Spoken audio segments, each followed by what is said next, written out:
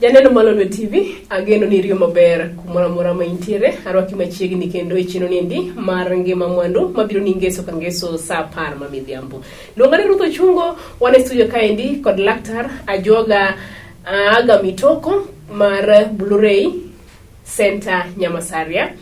Wadhi gomba kaendi kotenre koda achiel kuom yore weko mag komo nyuol. Omiyo bed machiegni mondo mi winji ni to gin ber mage ma yorni endi mar komo nyuol nyalo kelo ngimani, ragin rach mage minyalo rakori godo seche ma itimo yo michal kama endi mar komo nyuol. Machiegni e studio, nyiswa nyingi kaeto wadhi nyime. Hello, kamano Ruth, ginyinga iluonga ni Mr. Aga Mitoko, kaki wache maberno atiyo ne migao miluongo ni Blu-ray Medical Center e Nyamasaria kaka executive director marki. Yeah. Kamano. Wagomba kotenre kod komo nyuol. Wangeni komo nyuol en gima ber nikech omiyo ng'ama miyo mijingo, kendo omiyo ng'ama miyo thuolo mar regain kata ochako bede kaka ne en chon tok nyuol. Lerwa ni to gin mage ma wadhi wuoye kaeto wadhi dhi nyime. Erokamano mathoth ahinya. Kwa wuoye kuom yore mag komo nyuol. Dholuo lerega maber molona kata kisungu, nikech wakomo ok watam ng'ato ni mondo kik yud nyathi. Koro wan gi kidienje adek, abiro keto gi kidienje adek mag komo nyuol. Wan gi tiere gi minyalo tiyo godo e seche machuok, minyalo tiyo godo kod ndalo mang'eny, to kod mago ketni to ketni godo chuth ok chak loke kendo. Mago kidienje adek. Kwa wuoyo e kidienje mokwongo mawacho ni mitiyo godo e seche machuok, wan kod mimuonyo to gi michuoyo kaka sandan. Koro mimuonyo gi gin yedhe molosi mimuonyo pile pile, ma kikoso mokitiyo kode to samoro inyalo yudo ich. Wang'eyo gi sana joma bende othor luongi ni pills. Kaesto wan gi michuo sandan ma bende mwasebedo godo mwatiyo godo mang'eny e Kenya ka, waluongo ga ni depo, ma en sandan mar dweche 3 mondo konyi komo nyuol. Depo sani odok piny, koro kendo wan gi machielo manyien molosi gi science manyasani, waluongo ni Sayana Press.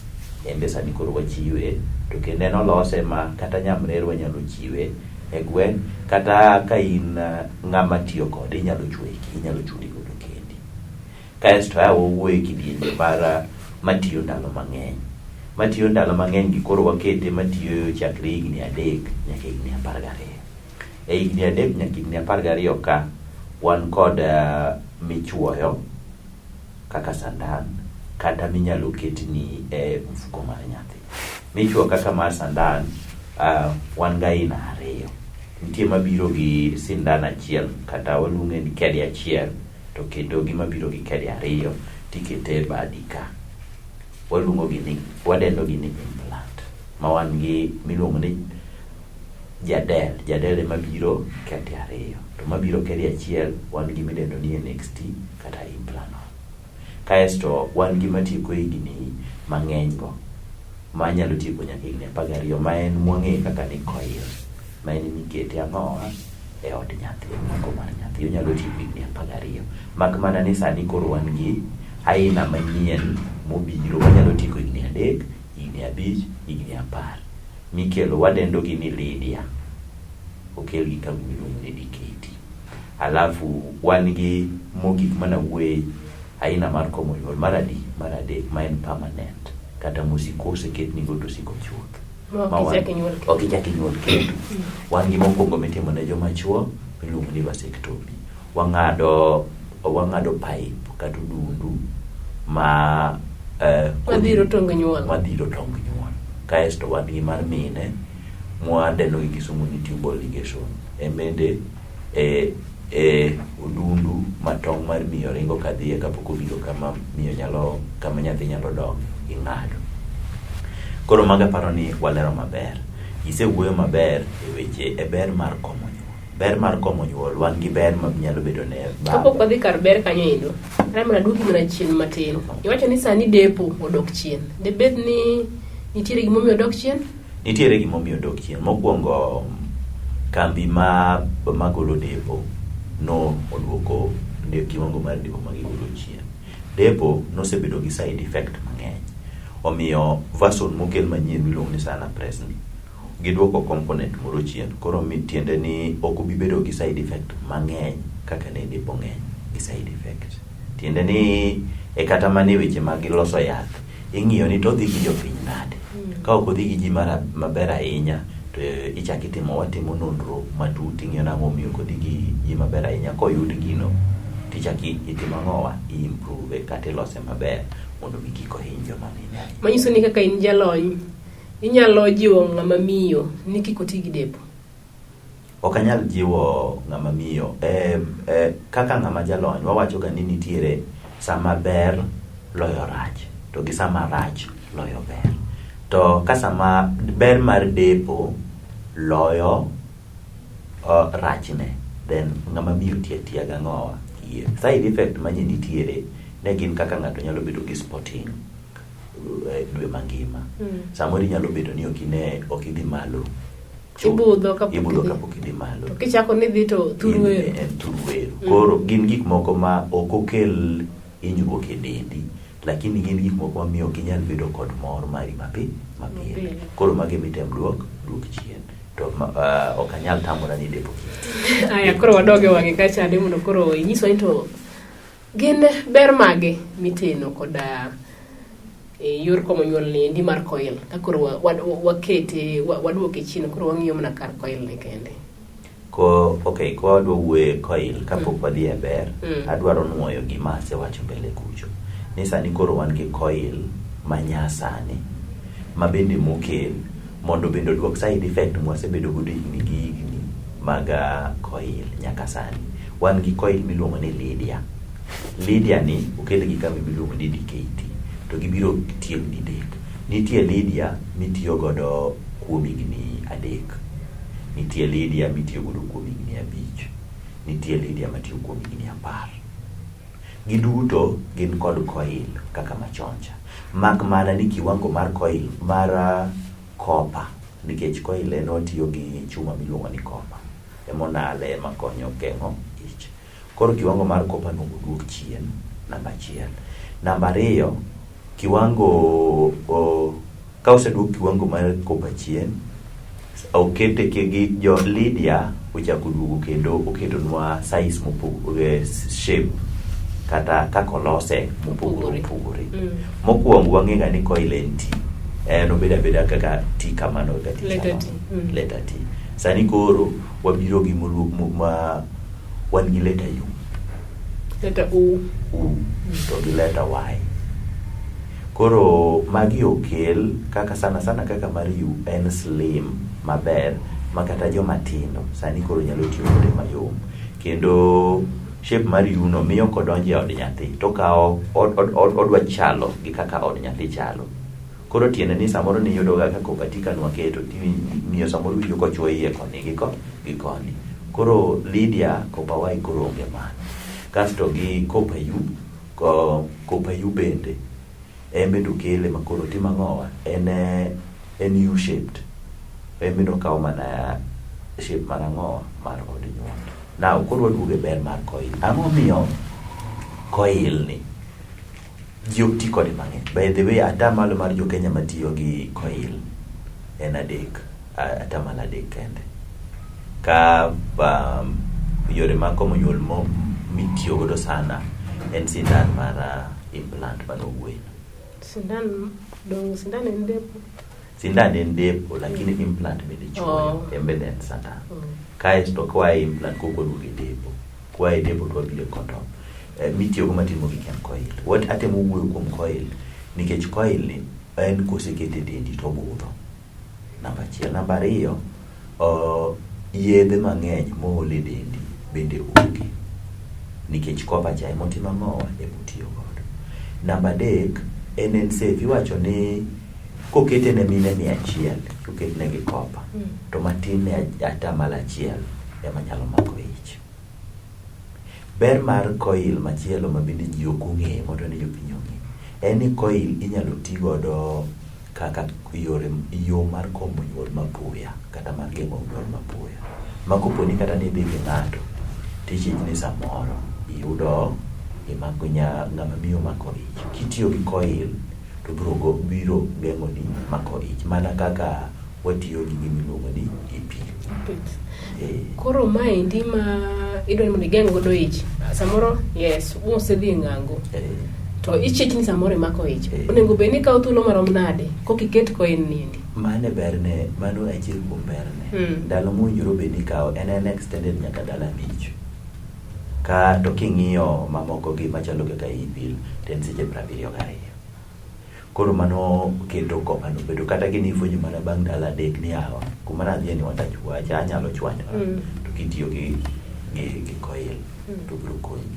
Kendo bende ni kosekete tibiro tiyo kode kuom ndalo mathoth mitimo ang'o midwaro. Advantage machielo mar coil en ni coil ka iwariasre ni keto coil mar higni 10 to maybe bang' higni 2 kisetiyo kode tiwacho ni yawa ato koro aneno ni deber mondo atim ang'o mondo ayude nyathi machielo. Igolo agola coil to kendo kapi en emibiro mako kode ich mapiyo moloyo method mamoko gi kanyo no janeno malondo TV pod wago mbaka kaendi kotenore koda yore giki mag komo nyuol. Giwinjo ka laktar wacho maler ni nitiere yore giko mag komo nyuol manyasani mochopo ma samoro chon higni moko 10 ne gionge, kata kamano sani koro gintiere. Omiyo chikiti malong'o ka diponi ni nyadendi ma samoro ineno ka nyuol oketi ka gi ka, mae samo nego bed ni koro yude konyruok. Wakawo yweyo matin koduogo kamaendi to laktar dhi lero to gin ang'o gini, en rach mane ma ng'ama miyo kata ng'ama nyako nyalo bedo godo ka diponi okomo nyuol kapok onyuol. Med kete kanyo.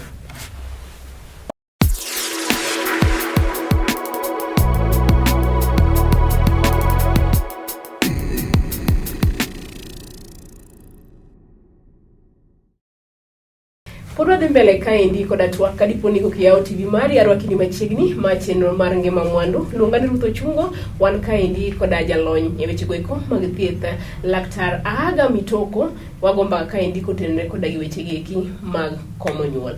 Gikuma ne wawego e mwachake godo. En rach mane ma anyalo yudo ka ng'ama nyadendi ka diponi akomo nyuol kapok anyuol? Rutha, ma wach malich ahinya, wach madwaro lero kabisa kawuono. Ni onge rach mora ma ng'ama nyadendi matin mapok onyuol nyalo bedo godo kuom komo nyuol. Mano emomiyo sani wan kod joma tindo, joma yudhe mapod dhi sikul manyiri osemako ich mang'eny nikech weche miwacho ma ok adieri ni ka ng'ato komo nyuol to obi mako ich. Okay, ang'o momiyo ng'ama miyo manie ode nyalo tiyo gi higni 2 kapok onyuol, bang' higni 2 kanyo tiyo gi sindan koweyo to chako mako ich? Ere pogruok mane kind ng'ane to gi nyadendi mapok onyuol? Onge. Omiyo nyaka wa encourage jogewa mondo oti gi weche mag komo nyuol. Gima wang'eyo ni kaka sandan mar depo kitiyo godo to samoro sama koro idwa nyuol kidware garaga to kiduo ok onyal yudore mapiyo ka yudore gi yedhe manoting'o dendi, but gikone tibiro timo ang'o? Ibiro yudo nyathi.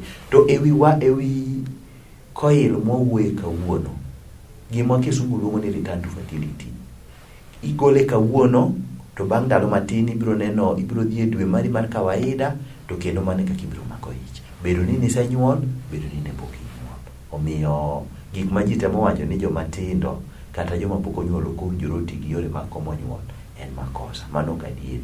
Wamiuru joma tindo thuolo mar tiyo gi yore mag komo nyuol mondo mi gin bende giyud thuolo mar somo, ng'ato oyud nyathi sama odwaro, to kendo ng'ato tim ang'owa kik bed gi complications kata richo mag mako ich chon ahinya.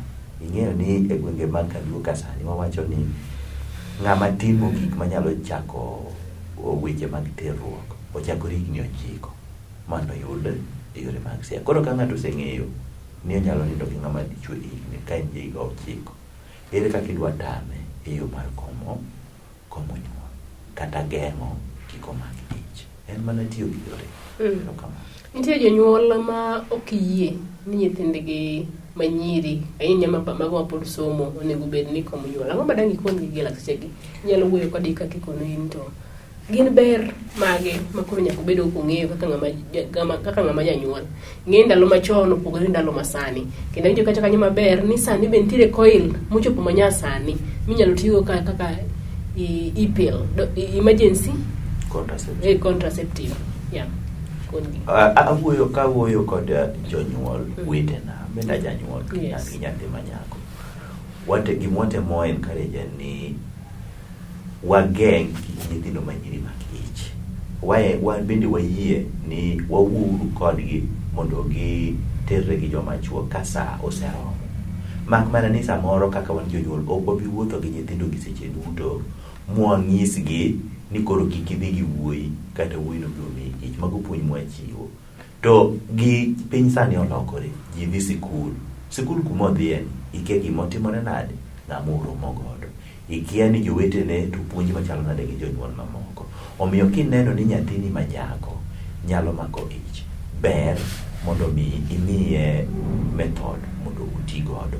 To ka ok in gadieri kod method midwa miye mondo uti godo, chopi ir daktari kata wan kilimo wabulure wabiro wuoyo kodi mwang'isi ere ber mar yore mag komo nyuol moro ka moro nyaka watiekgi. Bang'e ibiro yudo ni ibiro geng'o ne nyathini mako ich, nikech ka gisemako ich thoth jonyuol ok bi tero nyathi skul bang' kosemako ich. Gibiro dwaro ni mondo gitim ang'o, giweye. To bang'e mar ariyo, yore mag komo nyuol nitiere kata kondom. En yo mar komo nyuol kendo bende ogeng'o ng'ato ok nyal yudo ang'o virusi. Wawacho ni dual protection. Nyathini nyalo yudo kimi, nyaka wen kare ji mwapuonj gi weche machalo ginyalo tiyo gik machalo kondom. Ni nyithindo machuo ka wuoyo kuom gimbe nyaka wuo kodgi mwanyisgi ni ka oromo kod nyathi manyako onyalo miye ich. Sami miyo nyathi manyako mathin majigni 12 ich, iketho ngimane nikech dende poko odhi mbele, pok odongo moromo ting'o nyathi, lakini kete mondo tim ang'o oting' nyathi. Nyathini nyalo bedo gi complication, onyalo tho, ok obi dhi mbele gi skul kaka nasewacho no. Gik mang'eny biro tim ang'o biro kethore ne. Awacho ga ni ka iketo nyathi omako ich kasto ok odhi skul, ichalo ng'ama golo ng'ati dhier to tere chandruok. Koro wawe golo nyithindo dhier to ok chandruok. Wamigi method gi ok gin ne joma odak e udi kende, lakini en ne ng'ata ma terore kod ng'ato kendo miyo ni nyalo mako ich. Kamano ywak osebedo ni natiyo gi yor mar komo nyuol niendi, kata kamano kanawe to iyudo ka ng'ama miyo wacho ni asegwaro kata asebudho asemanyo nyathi tamore biro ma myths moko chak donje ni komo nyuol sama otamo ng'ato nyuol. Ang'eyo mama moro mosemanyo nyathi nyaka nonyuol mogik sani en higni 15 pok oyudo nyathi nyaka sani, tok ka noweyo yo moro mar komo nyuol. Ka dangi wach ang'o? Gima nyalo wacho ni ei luowa kata kwa ng'iyo diere machon, kata family planning onge, kata family planning nitie. Ng'ato jomoko ne nitiere gi bana mane nigi nyathi achiel ni luongo no gogo. Ang'o miyo ka nosenyuolo nyathini achiel ne ok ochako nyuol? To family yore mag komo nyuol manotiyo onge. Samoro wakete pachwa ni yo mar komo nyuol mane tiyo godo emomiyo ok atim ang'o kare adieri man to ka odhi ong'i matut inyalo yud ka en gima ng'owa gimachielo mane momiyo iluonge ni mit. Be osedhi mong'ise ni yawa yore mag komo nyuol manyitiyoge motimo ang'o tami. Awuoyo kuom depo ni samoro depo kitiyo godo to bang' kiweye inyalo yudo kapok itimo ang'o, kapok inyalo budho kapok iyudo, lakini ibiro timo ang'o, ibiro yudo. To be isedok ineno daktari, ang'o ma ginyisi nomiyo koro ok inyal nyuol?